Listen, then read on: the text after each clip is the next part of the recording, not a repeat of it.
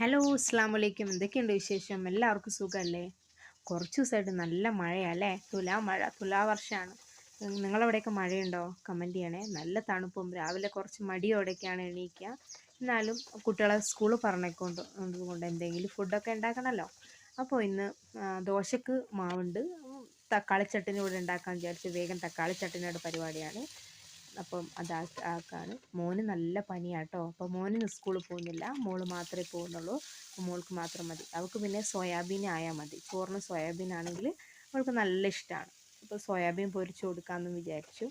അപ്പോൾ അങ്ങനെ വേഗം വേഗം ഓരോന്ന് ചെയ്യാണ്. ചെറുതെണീക്കുന്നതിന് മുമ്പ് ചെയ്താലെല്ലാം നടക്കുകയുള്ളൂ. അപ്പോൾ നല്ല ഈ കാലാവസ്ഥയിൽ നല്ല ചൂട് ദോശയും ചട്നിയൊക്കെ തിന്നാൽ നല്ല ടേസ്റ്റ് ഉണ്ടാവും. അപ്പോൾ വേഗം ഉണ്ടാക്കിയിട്ട് കഴിക്കാം. വിശക്കുന്നുണ്ടായിരുന്നു. മുളക് കുപ്പിയിലൊക്കെ വെള്ളമൊക്കെ ആക്കി വേഗം സോയാബീനൊക്കെ പൊരിച്ചെടുത്തിട്ടുണ്ട്. പിന്നെ അവിടെ ഇതൊക്കെ പാത്രത്തിലാക്കി. പിന്നെ കുറേ പണികളൊക്കെ ഉണ്ടായിരുന്നു. അതൊക്കെ അതിൻ്റെ ഇടയിൽ കൂടെ പാത്രങ്ങളൊക്കെ കഴുകി അങ്ങനെയൊക്കെ ചെയ്തു.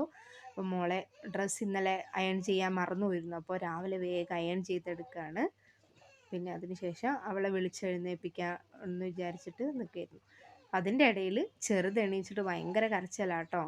അപ്പോൾ അവൾ കരച്ചില. അപ്പോൾ അവളിങ്ങനെ നോക്കി നിൽക്കും. ഞാൻ വരുന്നുണ്ടോ എന്ന് നോക്കിയിട്ട് അവിടെ ഇങ്ങനെ നിൽക്കും. ഇന്ന് പനി ആയതുകൊണ്ട് തന്നെ അവർ മദ്രസയിൽ പോയിട്ടില്ല. അപ്പോൾ അവിടെ തന്നെ അടുത്ത് കിടക്കുന്നതുകൊണ്ട് അപ്പോൾ എന്നെ ഇങ്ങനെ നോക്കുകയാണ്. ഞാൻ പിന്നെ വേഗം ദോശ ഉണ്ടാക്കി കുട്ടികൾക്ക് അവർക്ക് കൊടുത്തു.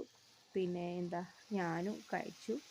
അപ്പോൾ ഇതൊക്കെയാണ് ഇന്ന് രാവിലത്തെ വിശേഷങ്ങൾ.